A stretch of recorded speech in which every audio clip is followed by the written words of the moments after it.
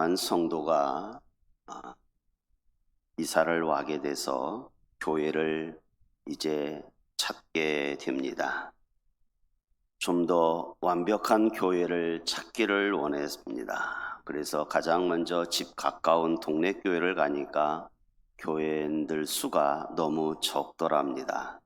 그래서 자기가 너무나 드러나는 것 같아서 좀 더 큰 교회를 갔더니 큰 교회를 방문했더니 누가 자기를 별로 알아주는 사람이 없더랍니다.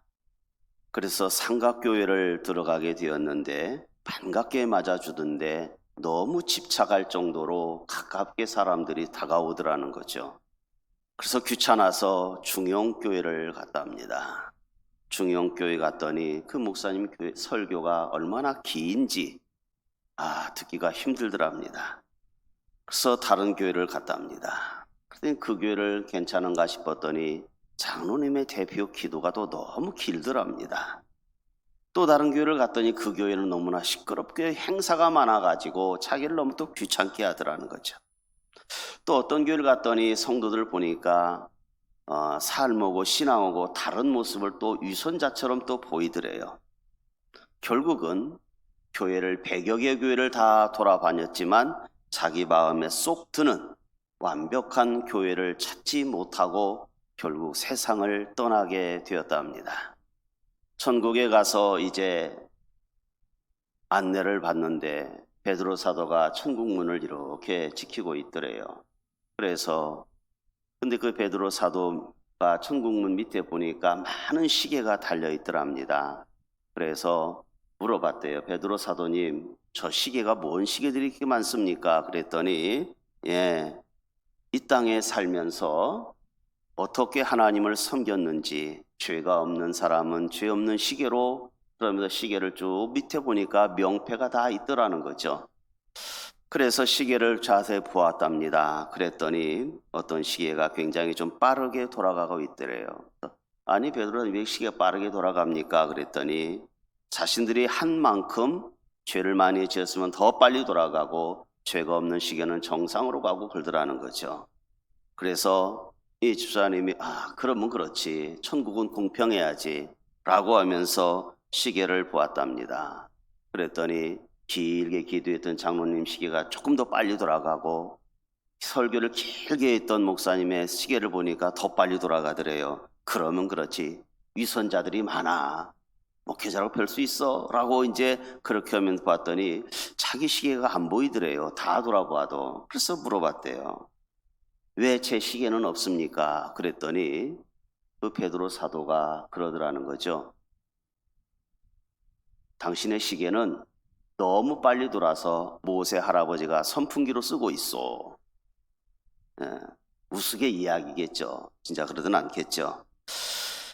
주는 교훈은 뭡니까? 세상에는 완벽한 나라도 완벽한 교회도 완벽한 사람도 없다는 겁니다. 이 땅에 있는 꽃이 아무리 아름답게 보여도 자세히 보면 꽃도 흠이 있는 거죠. 물기가 있을 적에는 괜찮은데 물기가 마르고 보면 흠집이 보이는 것이 우리네가 식기세척기로 아무리 씻어도 보이지 않겠습니까? 이 땅에는 완벽한 것이 없더라는 것입니다. 데이비드 스톰이라고 하는 사람이 완벽주의자로부터 해방이라고 하는 책을 썼는데 그 내용 속에 그러더라는 거죠. 완벽주의자들은 그래야만 하지라고 하는 강박관념이 있더라는 것입니다. 그러면서 이러지도 저러지도 못한다고 하면서 내면의 명령을 그대로 자기 스스로가 통제하고 있는 것 자체가 완벽을 추구하더라는 것이죠. 다르게 표현하면 완벽주의자들은 비현실적인 목표를 세우고 낮은 자존감으로 결국은 자기를 파괴하는 악순환을 겪는 사람들이 완벽주의자들이라고 이야기하더라는 것이죠. 여러분, 인간은 완벽할 수가 없습니다. 만약에 인간이 완벽하면 전능하신 하나님은 우리에게 필요가 없는 거죠. 우리는 약함을 인정하고 사는 존재들 아닙니까? 약하기 때문에, 실수하기 때문에, 죄를 짓기 때문에, 실패하기 때문에 완벽하신 전능하신 하나님을 우리가 찾고 신앙생활 하는 거죠. 그러기에 고린도후서 12장 10절에 사도 바울은 고린도 교회가 그렇게 문제가 많음에도 불구하고 그렇게 말합니다. 그러므로 내가 그리스도를 위하여 약한 것들과 능력과 궁핍과 박해와 곤고를 기뻐하노니 이는 내가 약할 때에, 바로 그때에 내가 약하게 내가 보일 때에 하나님은 강하시더라라고 바울은 고백을 하고 있더라는 것입니다. 완벽할 수는 없죠. 연약하기 때문에 우리는 하나님 앞에 엎드려 오늘 기도하고 예배하는 거 아니겠습니까? 오늘 본문에 가서 보면 베다니에 나사로와 마르다와 마리아가 사는 집이 있습니다. 이 집에 예수님이 이제 마르다의 초청으로 그 집을 방문을 하죠. 물론 예루살렘에서 여리고나 다른 데로 가기 위해서는 이 벳바게를 거쳐서 베다니를 거쳐서 가야 됩니다. 그러니까 예수님이 갈릴리 사역하다가 예루살렘에 들어올 때도 또는 나갈 적에도 이 베다니를 자주 들렸고 이 집을 방문을 여러 차례 하셨습니다. 이 집에 들려서 천국 복음을 이야기하기도 하고 생명을 살리는 나사로의 기적도 체험했던 집이 이 베다니에 있는 마르다 집이고 마리아 집이었습니다. 오늘 예수님이 또 여기를 방문하게 되니까 오늘 본문 속에서 보니까 38절 하반절에 보니까 마르다라 이름하는 한 여자가 자기 집으로 영접하더라. 예수님을 이 마르다가 예수님을 보자마자 예수님 저희 집에 오세요 라고 이 마르다 집에 예수님이 이제 방문하게 되는 거죠. 예수님을 초대한다는 이야기는 이 마르다는 예수님을 지극히 사랑한 여인이었습니다. 예수님에게 말씀도 듣고 또 접대할 수도 있으니 얼마나 영광이 되겠습니까? 이 마르다와 마리아는 예수님이 자기 집에 오게 되니까 아마 분주했습니다. 정성을 다해서 식사 준비를 하고 있었습니다. 섬김의 정성을 다하는 이 자매들이었습니다. 그런데 마르다와 마리아는 이 예수님을 섬김의 방법이 조금은 달랐다는 것이 본문의 내용입니다. 마르다는 모처럼 또 예수님이 오게 되니까 그동안에 먹지 않고 전략해 두었던 아마 그런 음식을 다 지금 준비하지 않겠어요? 아껴두었던 음식 재료를 다 내놓아서 예수님을 접대하기 시작했습니다.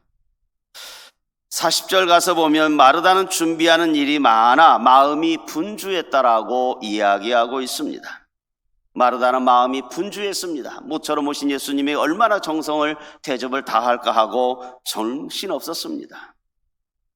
예수님이 사전에 약속을 하고 오신 것이 아니기 때문에 마르다가 예수님 오세요라고 본인이 요청했기 때문에 얼마나 잘 대접하고 싶겠습니까? 음식을 준비하는 데 있어서 이것도 하고 저것도 하고 정신없습니다. 나름대로 어떤 음식을 할까, 이걸 할까 저걸 할까 하면서 이제 분주하게 마르다는 준비를 합니다. 그런데 시간은 없고 예수님에게 잘 대접하고 싶은 이 마르다 입장에서 보면 힘듭니다. 시간이 부족하기 때문에 정신이 없는 거죠. 이러면은 짜증이 날 수밖에 없는 거죠. 마음이 급하다 보면 행동이 실수가 나오게 되는 거죠. 당연히 일은 매끄럽게 안 됩니다. 잘 안 되니까 짜증스럽습니다. 그런 와중에 마리아 동생을 쳐다보니까 마리아는 예수님 발치에 앉아가지고 예수님과 담소를 나누고 있는 거예요. 마르다 입장에서는 화가 날 수밖에 없죠. 점심을 지금 준비해야 되고 바쁜데 동생은 예수님하고 담소만 나누고 있으니 마르다 입장에서는 조급하죠. 그래서 예수님에게 말합니다. 주여, 지금 내 동생이 이러면 안 되죠. 나 혼자 일하게 하고 이렇게 하면 안 되죠. 예수님, 나를 좀 도와주라고 이 마리아에게 말 좀 해주세요. 아마 편하게 말을 했어도 약간 얼굴이 굳지 않았을까요? 그때 예수님이 그렇게 말을 하는 거예요. 야, 마르다야, 그것도 반복해서 부릅니다. 마르다야, 마르다야, 네가 많은 일로 염려하고 근심하나 몇 가지, 아니 한 가지만이라도 하는 것도 괜찮다. 마리아는 좋은 거 선택했어. 그리고 그거 빼앗기지 않을 거야. 이 말을 예수님이 하니까 마르다 입장에서는요, 아니 예수님에게 부탁을 했는데 예수님은 다른 소리를 하시는 거예요. 마르다의 대접이 잘못된 게 하나도 아니잖아요. 마르다의 대접과 섬김은요, 문제 전혀 없습니다. 칭찬받을 만한 일이 아닙니까? 손님이 오면 마땅히 정성을 다해서 대접하는 것은 옳은 일입니다. 추석 명절이 됩니다. 자신이 먹기 위하여 준비하는 음식은 그리 많지 않을 것입니다. 자식들이 오고 때로는 사위가 오고 이웃들이 오기 때문에 손주들을 위해서 고단함도 있고 음식 준비 열심히 하잖아요. 젊은 세대들은 몇 날 며칠 명절이 쉬는 날이니까 여행을 계획하겠죠. 그러나 어르신 부모님들은요, 과거에는 명절에 고깃국 모처럼 먹는 날, 새 옷 한번 입는 날, 그리고 이제 본인들이 연세가 되다 보니까 손주들과 자식들이 오는 기쁨으로 명절을 음식을 준비하는 겁니다. 누구나 인생은 가치 있고 의미 있게 살고 싶어 하고 또 대접을 받고 싶은 거죠. 누구든지 다 섬김을 받고 싶은 거 아니겠어요? 그러나 섬기는 삶이라고 하는 것은 그리 쉽지만은 않은 거란 얘기죠. 사람들은 높은 자리에 앉고 싶어서 그 타이틀을 얻기 위해서 열심히 살아가지 않습니까? 그렇기 때문에 섬김을 받으려고 하다 보니까 그것이 권리가 되다 보니 희생하기를 별로 좋아하지 않습니다. 자신의 욕심대로 자기네 쉬운 삶을 선택하는 것이 요즘의 세대들이죠. 그러나 그리스도인이라고 하면 희생을 합니다. 주님을 위해서, 교회를 위해서, 내 욕심보다는 주님의 나라를 위하여 먼저 생각합니다. 그렇기 때문에 그리스도인이라고 하면 본성에 충실한 것이 아니라 하나님의 뜻에 더 생각을 맞추려고 하는 거죠.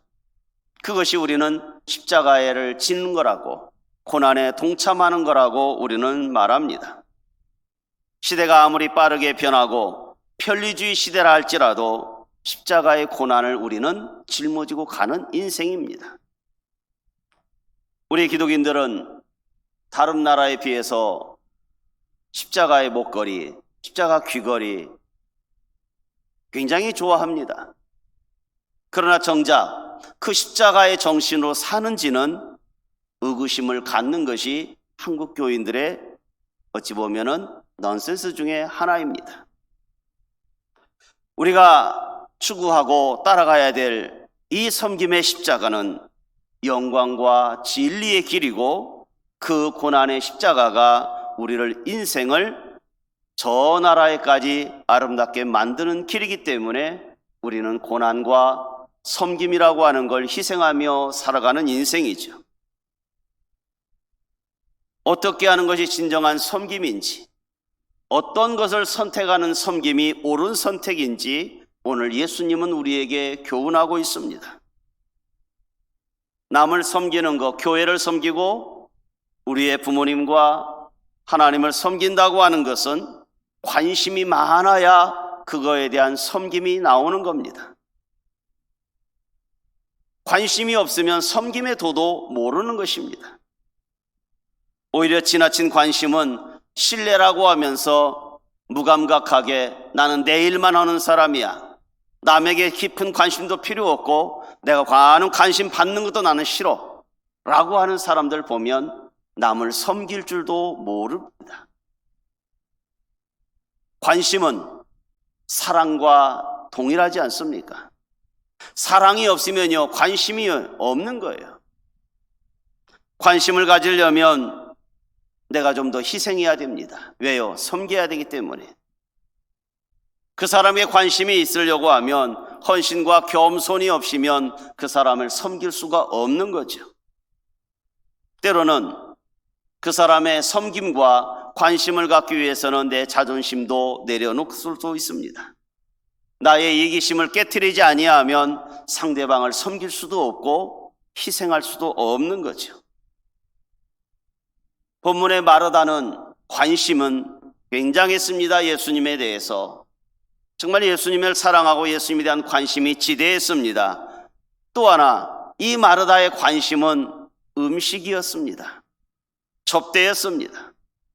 마르다는 음식 대접하는 것이 몸에 배어 있는 것 같습니다. 평소에 당연함이 이 음식 준비였던 것 같습니다. 예수님이 오시면서 야 마르다야 내가 전병을 먹고 싶다. 이거 탕 좀 끓여라. 주님이 말씀한 것이 없었을 것입니다. 그런데 마르다는 이미 머릿속에 오늘 예수님에게 이거 대접해야지 하고 음식 준비에 분주했습니다.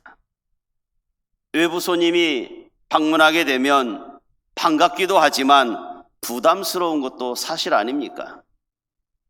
마르다는 오라비 나사로를 살려준 것에 대한 은혜를 갚기를 원했을 것입니다. 생명의 은인인 이 예수님이 오시니 얼마나 반갑고 고맙겠습니까? 이들 자매가 사는 동네가 어디입니까? 베다니예요. 베다니는 이 기드론 골짜기를 건너와서 벳박에 지나서 이 베다니는요 좀 언덕 위에 있습니다. 그리고 이 베다니 건너가자마자 유대 광야가 나옵니다. 그러니까 광야의 끝트리쯤에 이 베다니 마을이 있는데 이 베다니 이름의 뜻은 가난한 동네란 뜻입니다. 가난한 집에라고 하는 이 베다니. 그러니까 결국 마르다와 이 마리아는요 부자 동네에 살지 못했다는 것입니다. 그도 그럴 것이 부모님이 안 계시잖아요. 그냥 가난한 동네에 살 수밖에 없죠. 어찌 보면 대접할 것이 별로 없었던 집이었을 것입니다. 그럼에도 불구하고 최선을 다해서 이 예수님을 음식 대접하는 거예요. 칭찬 엄청나게 받아야 할 일 아닙니까? 최선을 다해서 이 마르다는 지금 음식 준비하고 있는 겁니다. 위대한 일을 하고 있는 거예요. 예수님에게 대접하는 일은. 예수님에 대한 사랑의 관심이 지대했습니다. 자기 자신에게만 관심이 있고 자기 중심의 사람들을 보십시오. 남에게 대접할지 모르고 자기 중심인 사람은요 자아에 빠져 있습니다.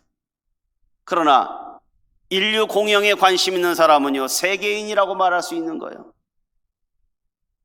교회 전체에 관심 있는 분들은요 정말 그리스도인이라고 말할 수 있는 거 아니겠습니까? 관심과 폭의 깊이를 통해서 그 사람의 섬김의 폭과 깊이를 알 수 있는 거죠.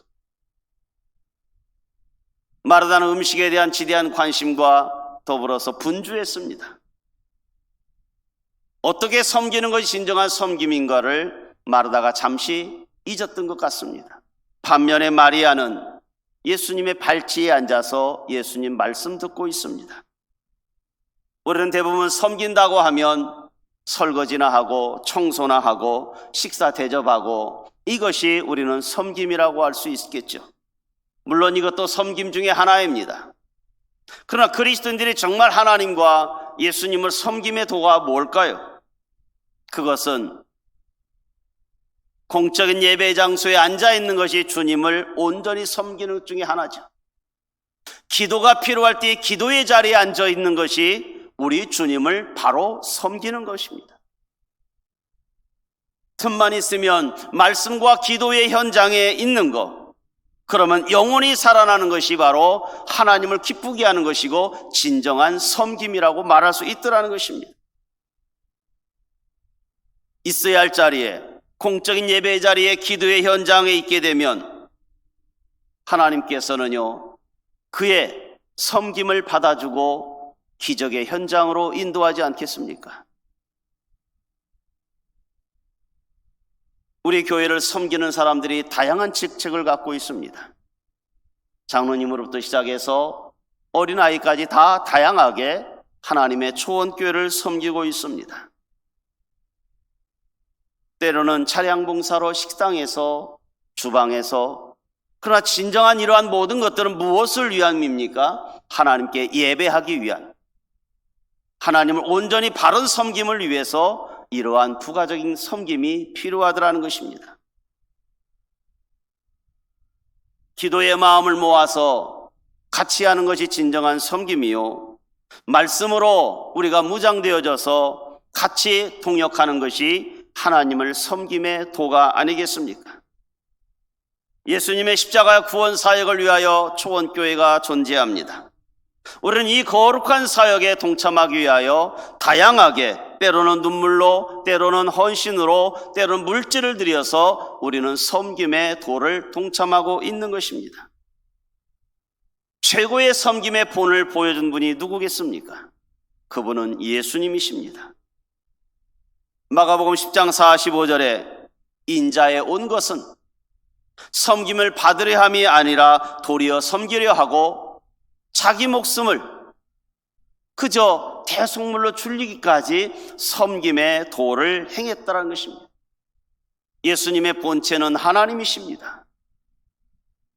예수님은 마땅히 섬김과 경배를 받아야 할 뿐임에도 불구하고, 하나님의 아들임에도 불구하고 하늘나라의 모든 영광의 특권을 다 내려놓고 우리들을 섬기기 위하여 십자가로 오셨다는 사실입니다. 예수님의 생애는 한마디로 섬김의 생애였습니다. 예수님은 많은 사람들의 대속물을 주기 위하여 그렇게 섬김의 십자가를 지셨더라는 것입니다. 구약에서는 섬김이 희생입니다. 목숨을 버리는 겁니다. 각을 두고 온전하게 태워드리는 겁니다. 예수님은 신약시대에 와서 이 속죄제물이 되고 희생제물이 되어져서 고난의 십자가를 지심으로 대속으로 우리를 섬겼다는 이야기입니다. 우리가 받아야 할 수치를 예수님이 대신 받으셨습니다. 우리가 받아야 할 심판을 주님이 대신 받으셨고, 우리가 죽어야 할 그 자리에 주님이 대신 죽으셨습니다. 하나님의 아들임에도 불구하고 최고의 섬김으로 우리에게 그렇게 오셨다고 하면, 우리는 그분의 이름으로 기도하고 그분의 이름으로 살아간다고 하면 우리도 이 섬김의 도를 배워야 되겠죠. 세상의 자리는 한정되어 있습니다. 누구나 다 대통령이나 누구나 다 대통령의 후배인 장관할 수 있는 건 아닙니다. 그러나 그 자리를 차지하기 위하여 무한한 경쟁 속에 들어갑니다. 잠을 전략하고 수많은 노력을 해서 그 경쟁 속에 들어가서 이겨야 그 자리를 차지합니다. 육신의 타이틀은요 한정되어 있습니다. 누구나 할 수 있는 건 아닙니다. 그러나 영적인 자리는요 누구에게나 개방되어 있습니다. 어떤 누구라도 기도하면 그 영적인 자리에 수많은 사람이 동시에 앉을 수가 있습니다. 누구라도 예배의 말씀에 빠져 있으면 그 영적인 자리는 어떤 누구라도 동시에 앉을 수 있더라는 것입니다. 세상의 타이틀과 우리가 추구하는 영적인 자리는 엄청난 차이가 있습니다. 누구든지 예수님에게 배우기만 하면, 그분을 섬기기만 하면 그 자리에 우리는 동시에 앉을 수 있더라는 것입니다. 우리가 속해져 있는 교회와 가정과 이 나라 이 민족을 위하여 예수님의 십자가 정신으로 같이 한다고 하면 공동체는 더 아름다워질 것입니다. 섬기는 것에는 은혜와 기쁨과 사랑과 용서와 아름다움이 존재합니다. 그러나 섬김이 사라지게 되면 은혜와 기쁨과 감격의 장소가 안 되는 것입니다.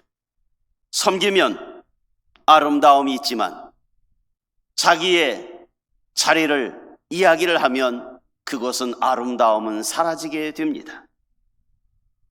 종종 우리는 우리의 주관대로, 우리의 편리대로 우리가 스스로 결정해 버립니다. 그리고 상대방이 내 뜻을 따라주기를 원하는 것이 우리의 인생 중에 하나입니다. 믿음도 마찬가지입니다. 내가 믿음을 어느 정도 정해놓고 내가 판단해 하나님 이렇게 해주셔야 됩니다라고 우리의 믿음조차도 하나님을 끌어들이고 있지 않습니까? 종종 믿음이 헛수고되는 경우가 있더라는 것이죠. 오늘 본문의 마르다는 분주하게 음식을 많이 준비했습니다. 정말 애썼습니다. 그러나 그 관심사가 주님이 원하는 거였느냐라고 해볼 적에는 주님은 그걸 원치 않았다는 것입니다. 음식 접대하는 게 잘못됐다는 이야기는 아닙니다. 그것도 분명히 칭찬받을 만한 일입니다. 마르다는 준비하는 일이 많아 그렇게 표현되어 있고, 마리아는 주님의 발치에 앉아 그의 말씀을 듣더니 너무나 대조되고 있는 상황이죠. 누가 옳으냐 그러냐를 이야기하려는 게 아닙니다. 마르다의 정성과 성의는 분명히 칭찬받아야 됩니다. 그리고 힘에 지나칠 정도로 수고한 거 우리가 알아줘야 되는 거죠. 그러나 정작 주님이 원하는 것은 마르다가 아니라 마리아였다는 것을 우리는 많은 교훈을 주고 있습니다. 지금 예수님은 예루살렘 성을 입성하려고 하는 이유는 얼마 안 있으면 세상을 떠나게 됩니다. 한 말씀이라도 더 가르쳐주고 하나님의 뜻을 전달하고 싶은 것이 지금 예수님의 심정이었습니다. 마르다는 많은 일에 이 파묻히게 되니까 짜증 섞었습니다. 주님 앞에 가서 마르다는 이야기합니다. 예수님, 마리아를 좀 혼내주세요. 얼굴이 굳었겠죠? 예수님은 초대한 것은 기쁘게 하기 위함이었습니다. 그런데 초대한 손님 앞에서 얼굴을 붉히고 짜증 모습을 보였다고 하면 그 손님은 얼마나 당황스러울까요? 좋은 음식 대접하려고 초대했는데 그 음식 때문에 얼굴을 붉히는 모습을 예수님에게 보였다고 하면 마르다는 잘못된 겁니다. 결국 주님을 기쁘게 할 수 있는 건 아니죠. 주님은 하나님의 말씀이 지금 가르치는 걸 굉장히 지금 조급했습니다. 그랬기 때문에 마리아가 앉아서 말씀 듣는 걸 주님은 기뻐할 수밖에 없었던 거죠.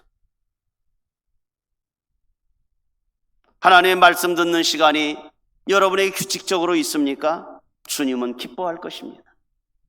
모든 공적인 예배와 더불어 기도하는 시간을 정해놓고 하나님과 늘 교제하고 있습니까? 하나님은 굉장히 기뻐할 것입니다. 그렇기 때문에 때때로 우리 그리스도인들은 금식을 하면서 하나님 만나기를 기뻐하고 있지 않습니까? 주님이 그걸 좋아하시기 때문에. 그런데 종종 우리는 주님의 뜻을 제쳐놓고 내 마음대로 결정하고 내가 옳다라고 말한다고 하면 주님이 원하는 게 아닐 수 있더라는 것이. 로마서 12장 2절에 가면 이 세대를 본받지 말라고 이야기해요. 오직 마음을 새롭게 하는 변화를 받아서 하나님이 선하고 기뻐하고 온전한 뜻이 무엇인지 분별하라고 이야기하고 있습니다. 정말 하나님이 원하는 게 무엇인지, 하나님의 뜻이 무엇인지 영적인 분별력이 있어야 되더라는 것입니다. 하나님의 뜻을 알고 하나님의 뜻대로 우리가 행하는 것이 온전한 하나님을 섬기는 거란 얘기죠. 오직하면 주님께서는 저 겟세마네 동산에서 기도하면서 아버지여 내 뜻대로 마옵시고 아버지의 원대로 그렇게 기도하지 않습니까? 마리아는 좋은 것을 선택했어요. 마르다가 이야기할 적에 예수님은 마르다에게 이야기합니다. 마르다야, 마르다야, 네가 많은 일로 염려하고 근심하나 마리아는 오히려 더 좋은 것을 택했다. 두 번이나 반복해서 마르다 이름을 불렀다는 이야기는 마르다를 예수님이 많이 사랑했다는 걸 알 수가 있습니다. 한 번 부른 게 아니라 반복해서 불렀잖아요. 마리아는 음식 대접하는 것보다 예수님의 뜻을 알았습니다. 그래서 말씀 듣기를 원했습니다. 여러분, 에덴 동산을 만드시고 하나님이 아담과 하와를 만드는 목적이 무엇입니까? 에덴 동산에서 아담과 하와의 존재성은 하나님과 교제입니다. 늘 하나님과 대화하고 하나님과 연합해 사는 것이 에덴 동산을 아담과 하와를 만든 목적이에요. 그 목적을 잃어버리면 안 되는 거 아닙니까? 오늘 우리가 이 땅에 살아가는 목적 중에 하나가 늘 하나님과 영적인 교제하는 거, 예배의 처소에 앉아있고 기도의 자리에서 주님과 대화하고 주님의 말씀을 묵상하는 거, 이것이 하나님께서 원하는 우리의 인생을 살게 하는 교제의 목적이에요.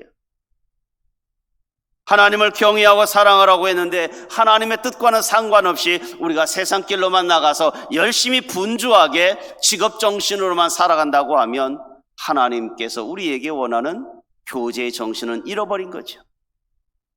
하나님의 뜻이 무엇인지, 그분이 원하는 게 무엇인지를 잘 알아야 됩니다.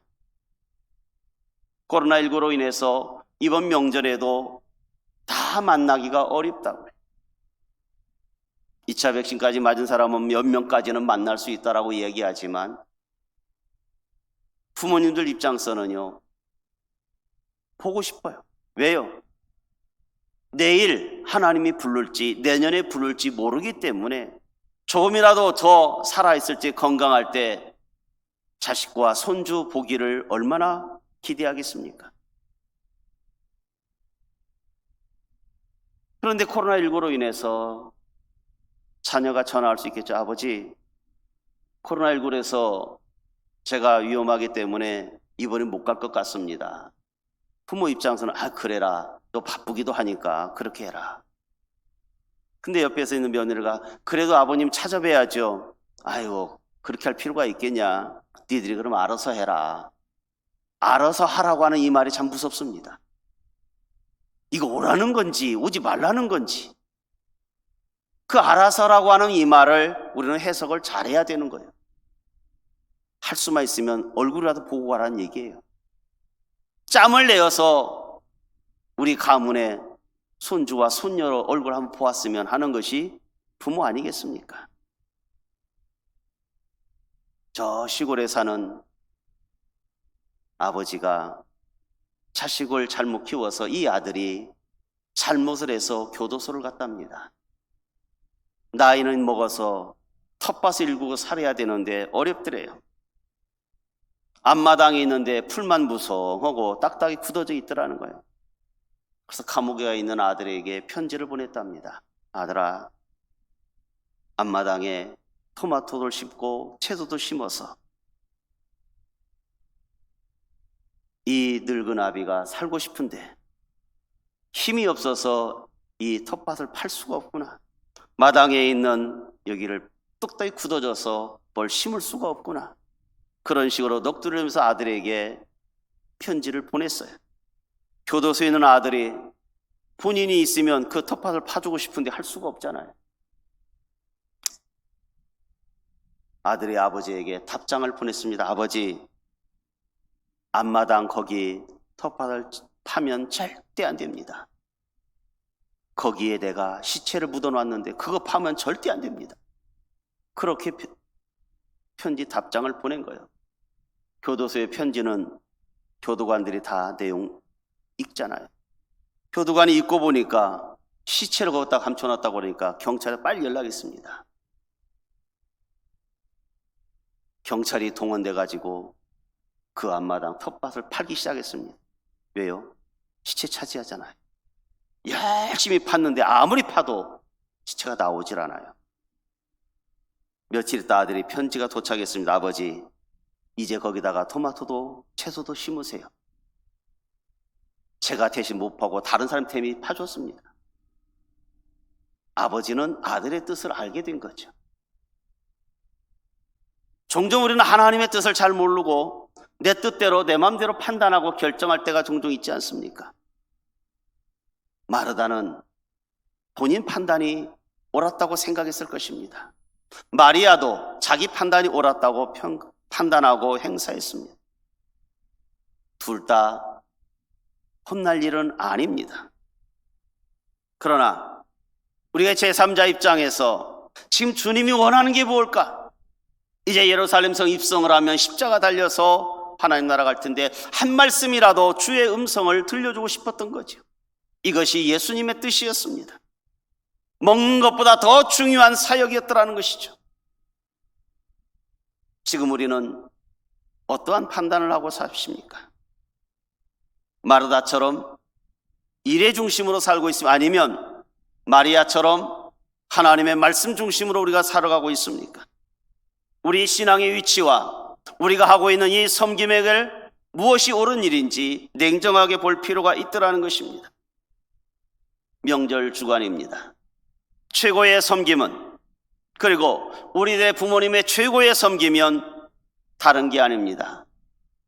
부모님에게 예수 그리스도가 영원히 살 수 있는 진리의 길이요 생명의 길이라고 하는 말씀을 같이 나누고 예수 그리스도 십자가를 전하는 이 섬김의 도가 이번 명절에 여러분 온 가족과 더불어서 아름다운 열매의 결실로 섬김으로 나타나기를 주의 이름으로 축원합니다. 기도하겠습니다. 하나님 아버지, 우리네 부모님을 구원의 예수님을 소개하고 그 예수님을 섬김으로 구속의 은혜를 나누는 이번 명절이 되기를 원합니다.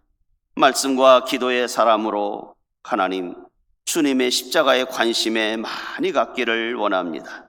이번 명절이 예수님과 더불어 아름다운 섬김의 명절이 되게 하여 주시옵소서. 예수님의 이름으로 기도하옵나이다. 아멘.